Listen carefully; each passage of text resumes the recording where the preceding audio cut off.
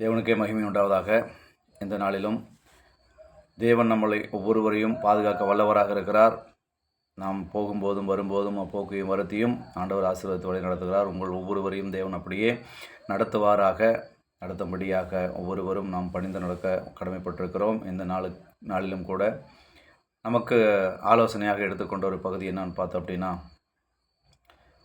சமாதானம் இல்லாமல் தற்கொலைக்கு போகக்கூடிய ஒரு மனுஷனை பற்றி நாம் இந்த வீடியோவில் நான் பதிவாக போடுறேன். நிறைய பேர் பார்க்குறீங்க, சந்தோஷமாக இருக்குது. ஆனாலும் நீங்கள் அதுக்கு நம்ம பார்த்துட்டு நம்மளே அப்படியே அனுபவிச்சுட்டு விட்டுறாமல் மற்றவங்களுக்கு இதை தெரியப்படுத்துங்க. இது ஆண்டவருடைய அன்பை பற்றின விஷயம் மட்டும்தான், வேறு எந்த ஒரு உள்நோக்கம் இதில் நான் எதிர்பார்க்கல. இப்படி ஒரு மனுஷனை தற்கொலைக்கு போன ஒரு மனுஷனை காப்பாற்றின ஒரு சம்பவத்தை பற்றி தான் நான் பேச போகிறேன். மிகப்பெரிய பணக்காரன், பணம் காசு நிறைய இருக்குது, ஆனாலும் நிம்மதி இல்லை, சந்தோஷம் இல்லை, சமாதானம் இல்லை. இப்படிப்பட்ட ஒரு நிலையில் இவருடைய போக்கை பார்த்து சொந்த பந்தங்களே எல்லாம் வெறுத்து ஒதுக்க ஆரம்பிச்சிட்டாங்க. யாருமே இவரை ஏற்றுக்கலை.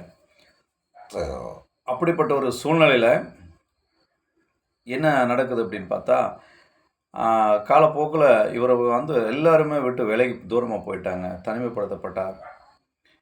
அதுக்கு பிறகு நிறைய துக்கங்களை இவர் அனுபவிக்கக்கூடிய ஒரு இடத்துக்கு வந்தார். அந்த துக்கம் அனுபவிக்கக்கூடிய இடத்துல சமாதானமாக பேசுகிறக்கோ ஆறுதல் சொல்கிறக்கோ யாருமே இல்லை. இனிமேல் நம்ம இந்த பூமியில் வாழ்கிறது பிரயோஜனம் இல்லாத விஷயம், அதனால் இனி நம்ம இது வாழக்கூடாது அப்படின்னு சொல்லி, மரணம் மட்டுமே நமக்கு நிரந்தரமான நிம்மதியை தரும் அப்படின்னு ஒரு மூட நம்பிக்கையில் அவர் தன்னுடைய வாழ்க்கையை முடிச்சுக்கலாம் அப்படின்னு முடிவு பண்ணிட்டார். இப்போ முடிவு பண்ணிவிட்டு யாருக்கும் தெரியாமல் இங்கே போகிறாரு.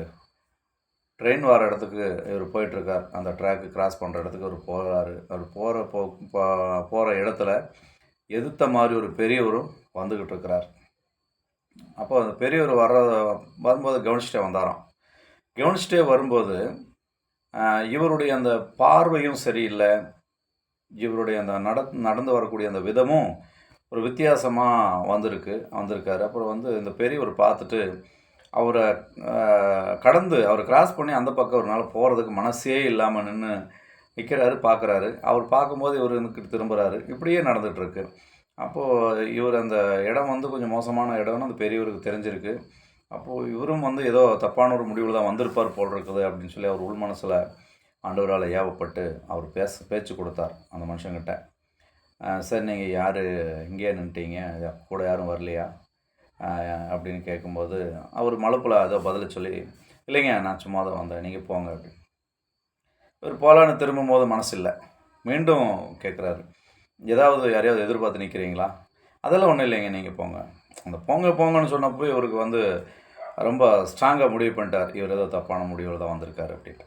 இப்போ அந்த பெரியவர் பேச்சு கொடுத்துட்டு சொன்னார், தம்பி, நீங்கள் யார் என்னன்னு எனக்கு தெரியாது, ஆனால் ஏதோ ரொம்ப மனசுடைஞ்சு வந்திருக்கீங்கன்னு மட்டும் உங்கள் முகத்தை பார்த்தா எனக்கு தெரியுது. என்ன பிரச்சனைன்னு சொன்னீங்கன்னா என்னால் முடிஞ்ச ஒரு உதவி நான் உங்களுக்கு பண்ணுவேன். காசு பணம் கொடுத்து உதவ முடியாது, ஆனால் அந்த சமாதானம், மெய்யான சமாதானம் கிடைக்கிறதுக்கு வழி நான் என்னால் சொல்ல முடியும் அப்படின்னு சொல்கிறார். மெய்யான சமாதானம் கிடைக்க வழி சொல்ல முடியுமா அப்படின்ட்டு, சரி அப்போ அவர்கிட்ட சொல்லுவோம், ஏன் பெரியவர் இவ்வளோ தூரம் கேட்குறாரு, அதனால் அவர் பேசக்கூடிய விதம் ரொம்ப அன்பாகவும் பாசமாகவும் இருக்கே, நம்ம சொல்லுவோம் அப்படின்னு சொல்லிட்டு அவர் விஷயங்களை சொல்கிறாரு. சொல்லிட்டும் அவர் மனசை மாற்றாமே அந்த உறுதியிலேயே இருக்கிறார். ஐயா, நான் எல்லாமே பார்த்துட்டேன், ரொம்பவும் எனக்கு எல்லாம் கைவிட்டு போயிடுச்சு, இனிமேல் நான் நிம்மதியாக வாழ முடியாது, அது கூடாத காரியம், அப்படி ஒரு ஆசை எனக்கு இல்லை, எல்லாத்தையும் வெறுத்து நான் வந்துட்டேன், தயவு செஞ்சு நீங்கள் போங்க ஐயா அப்படின்னு சொல்லும்போது அவர் சொல்கிறார், சரி, நான் ஒரு உண்மையை சொன்னால் நீங்கள் ஏற்றுக்க கஷ்டமாக இருக்கும், ஆனால் அதுதான் உண்மை. உங்களுக்கு உண்மையான சந்தோஷம் கிடைக்கணும்னா என் கூட வாங்க. அப்படி அந்த சந்தோஷம் நான் கூட்டிகிட்டு போய் என்னால் உங்களுக்கு அந்த சந்தோஷத்தை தர முடியலைன்னா அடுத்த முறை நீங்கள் தனியாக போய் தற்கொலை பண்ணிக்க வேண்டாம், துணைக்கு நானும் வரேன் அப்படின்னு சொன்ன உடனே அவர் இருதயம் உடஞ்சிருச்சு. எவ்வளோ ஒரு விஷயம், சாதாரண விஷயமெல்லாம் கிடையாது. அதாவது நீ தனியாக போய் தற்கொலை பண்ணிக்க வேண்டாம், நானும் துணைக்கு வரேன்னு யாரால் சொல்ல முடியும்? நண்பனால் சொல்ல முடியுமா? கட்டின மனைவியால் சொல்ல முடியுமா? பெற்றவங்களால் சொல்ல முடியுமா? இல்லை நம்ம பெற்ற பிள்ளைகளால் சொல்ல முடியுமா? யாராலையும் சொல்ல முடியாது. ஆனால் இவர் சம்மந்தமே இல்லாத ஒரு மனுஷன் அடுத்த முறை நீங்கள் சாக போகும்போது நானும் துணைக்கு கூட வாரேன், நீங்கள் தனியாக போக வேண்டாம்னு சொல்லும்போது நிச்சயமாக அதில் ஏதோ ஒரு வல்லமை இருக்குதுன்னு அவர் புரிஞ்சுக்கிட்டு சரிங்கய்யா நான் வாரேன்னு வந்தாராம். அதுக்கு பிறகு தான் அவங்க கூட்டிகிட்டு போய் அவர் ஆண்டவருடைய அன்பை பற்றி அவருக்கு சொல்லி கொடுத்தாராம். இது ஒருத்தர் எனக்கு சொல்லித்தான் எனக்கே அந்த விஷயம் தெரியும். அப்படி ஆண்டவருடைய அன்பும் சமாதானத்தையும் இப்படித்தான் சொல்லி நம்ம ஆளுங்க சொல்கிறாங்க. நம்மளும் அதை சொல்ல கடமைப்பட்டிருக்கிறோம். இந்த மாதிரி தான் எத்தனையோ பேர் நிம்மதி இல்லாமல் சந்தோஷம் இல்லாமல் அப்படி அவஸ்தைப்பட்டுக்கிட்டு இருப்பாங்க. அவங்க முகத்தை பார்த்து தெரிஞ்சுக்கக்கூடிய ஒரு ஞானத்தை ஆவியானவர் நமக்கு கொடுக்குறார். ஆனாலும் நம்ம அதை பொருட்படுத்தாமல் நம்ம விலகி போயிடுறோம். அப்படி விலகி போகக்கூடாதுங்கிறதுனால தான் இந்த கதையை நான் உங்களுக்கு சொல்கிறேன். வசனம் என்ன சொல்லுதுன்னு பார்த்தீங்க அப்படின்னா, மத்தேயு 14ஆம் அதிகாரம் 27வது வசனம். 27வது வசனம். சமாதானத்தை உங்களுக்கு வைத்து போகிறேன், என்னுடைய சமாதானத்தையே உங்களுக்கு கொடுக்கிறேன். உலகம் கொடுக்கிற பிரகாரம் நான் உங்களுக்கு கொடுக்கறதில்லை. உங்கள் இருதயம் கலங்காமலும் பயப்படாமலும் இருப்பதாக. நாங்கள் இலவசமாக ஆண்டவர்கிட்டருந்து சமாதானத்தையும் சந்தோஷத்தையும் அனுபவிச்சுட்டு இருக்கிறோம். நம்ம அனுபவிக்கக்கூடிய சந்தோஷத்தை மற்றவங்களுக்கு சொல்லுவோமே, ஆண்டவர் அப்படித்தானே சொல்கிறாரு. அப்படிப்பட்ட ஒரு காரியத்தை செய்யறதுக்கு நம்ம தயக்கம் இல்லாமல் இறங்கி போய் செய்யணும். ஒருத்தங்க வேதனையோடு இருக்காங்கன்னா அந்த வேதனையிலேருந்து அவங்களுக்கு வெளியில் வர்றதுக்கான ஒரே வழி இந்த ஜீவனுள்ள வார்த்தைகள் மட்டும்தான்.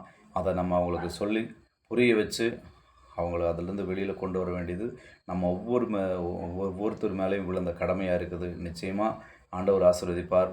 அதுக்காக நாமளும் காத்திருந்து அந்த நேரத்தை வீணாக்காமல் நம்ம பயன்படுத்துவோம். ஜெபிப்போம்.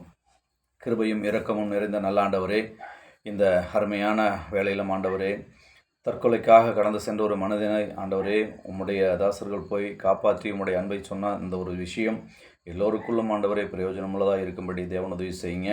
இப்படிப்பட்ட ஒரு அனுபவம் எங்களுக்கும் கிடைக்கும்போது ஆண்டவரே நாங்கள் ஞானமுள்ள பிள்ளைகளாக நடந்து அதை ஆண்டவரே மற்றவர்களுக்கு பிரயோஜனமாக உம்முடைய ஜீவனுள்ள வார்த்தைகளை சொல்லி அவர்களை ஆண்டவர் உம்முடைய அன்புக்குள் நாங்கள் கொண்டு வர தேவன் எங்களை வல்லமையாக பயன்படுத்த வேண்டும் என்று உம்முடைய பாதத்தில் ஒப்புக் கொடுக்கிறோம். இந்த பகல் முழுவதும் தேவன் தாமே காத்து வழிநடத்தும், பாதுகாத்துக் கொள்ளும். இரட்சகரும் மீட்பருமாகிய கிறிஸ்து இயேசு மூலம் ஜெபிக்கிறேன் ஜெபம் கேளும் ஜீவனுள்ள நல்ல பிதாவே.